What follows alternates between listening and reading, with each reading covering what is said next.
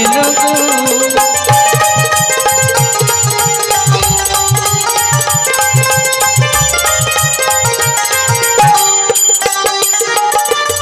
সবাই শাঁখি বাজাও বলো দাও হৃদয় জুড়িয়ে। সনকা বন্না তুমি তো ধন্য সনকা।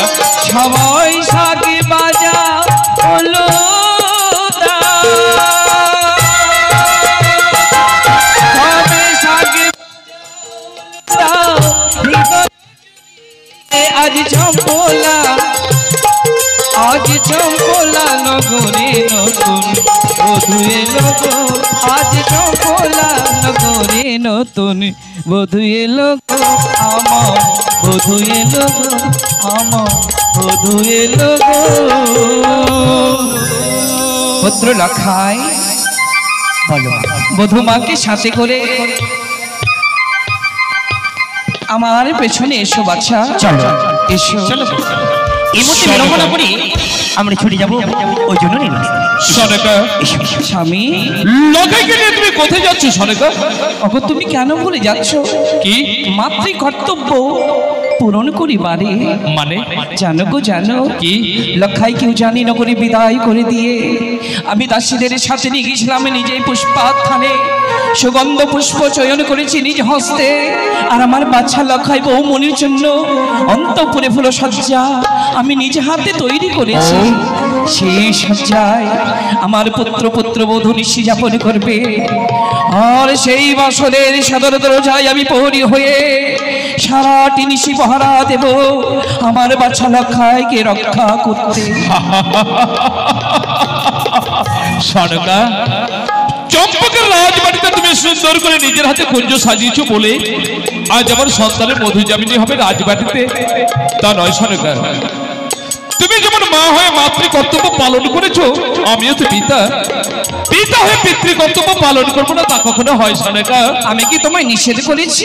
তাই তো সন্তানকে নিয়ে যাবো ওই সন্তানের ভিতরে সন্তানের মধুযামিনী হবে ওই লৌহ মহাসুরা।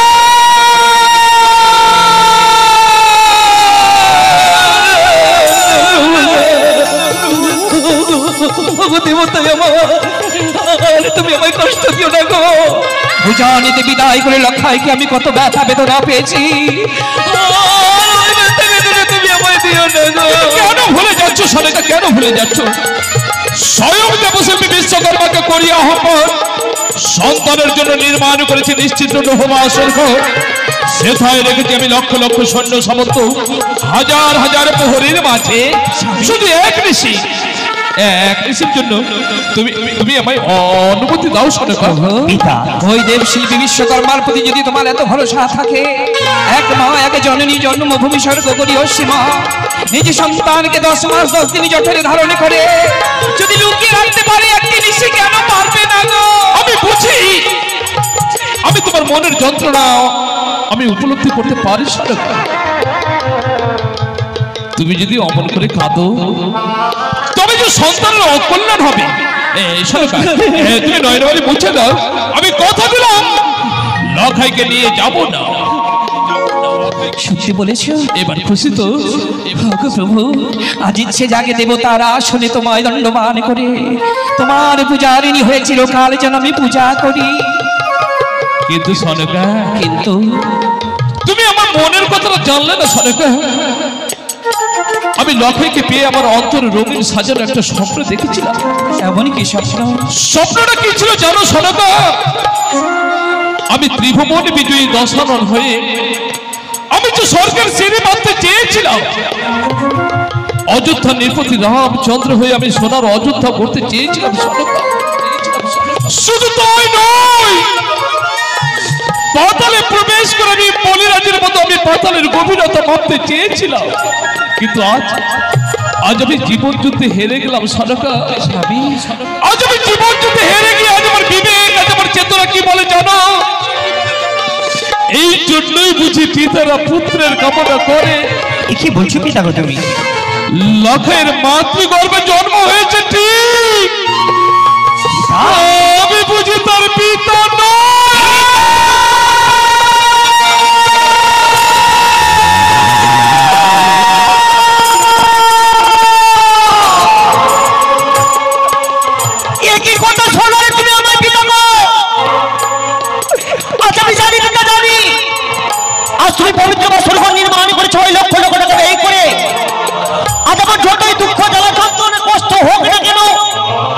আমি ছুটে যাব ওই পবিত্র বস্ত্র করে শুধুমাত্র একটি নিশির কারণে আমরা ছুটে যাব।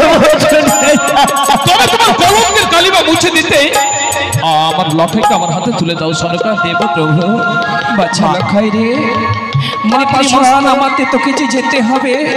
ওগো বৌমণি, আজ আমি তোমাকে একে কঠিন দায়িত্ব দেব। কিছু বলবেন মা? আমার জীবনের সবচেয়ে মূল্যবান, সবচেয়ে প্রিয় আমার বাচ্চা লখাই বিনে কেউ নেই। আজ আমার বাচ্চাকে আমি তোমার হাতে সঁপে দিলাম এবং কথা দাও সারাটি রাত জেগে থেকে রক্ষা করবে আমার লখাইকে। আপনি চিন্তা করবেন না, আমি আপনাকে কথা দিলাম আপনার সন্তানকে আমি আপনার সাথে ফিরিয়ে দেবো রজনী প্রভাত হলে। নয় মানে মুছে দিয়ে তুমি হরগৌরীর মন্দিরে ছুটে যাও। আমি ভেবেছিলাম তোমার কাছ থেকে যখন একটি নিশির কারণে আমি বিদায় নিয়ে ছুটে যাই এই চম্পক হইতে জানি না। আমি ভেবেছিলাম যে তোমার কাছ থেকে আমি আর কোথাও যাবো না, কিন্তু হলো না মা। আমি কি করে ছুটে যাবো সকাল বোধে পবিত্র বছর ঘরে আমার যে মন পড়ে যায়।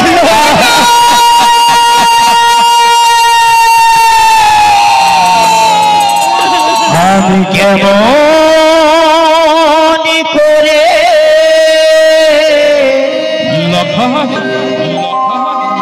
তোমায় ছেড়ে যাব বাসর ঘরে।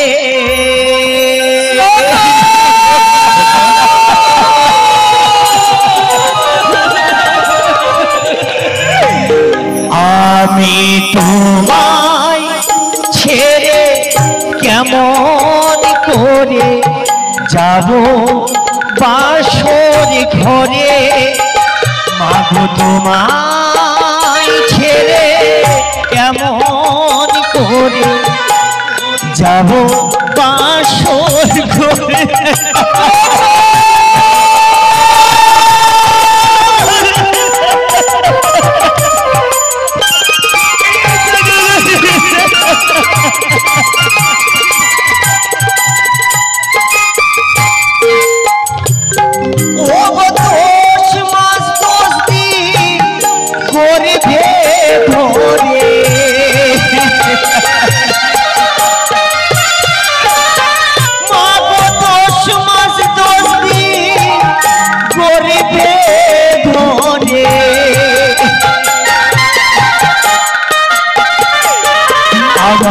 দেখিলে জঠরে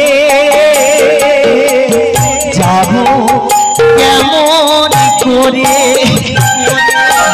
তোমায় ছেড়ে ওগো মাতা যাব কেমন।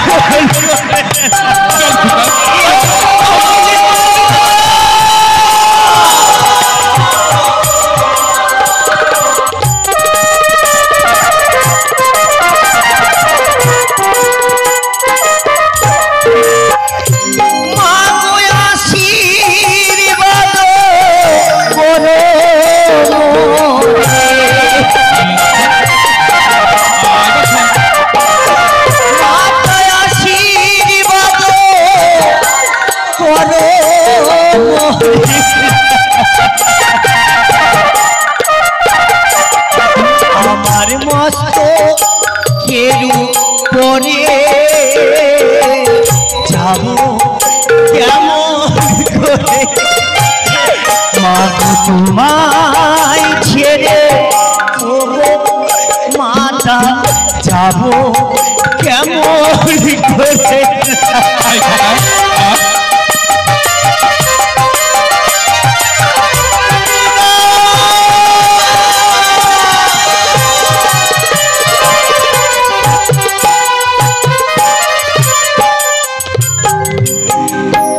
মাগো তোমায়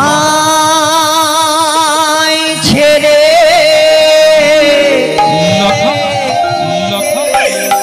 কেমন করে আমি যাব বাসর আয় ফুকা। কাঁদে, কাঁদে,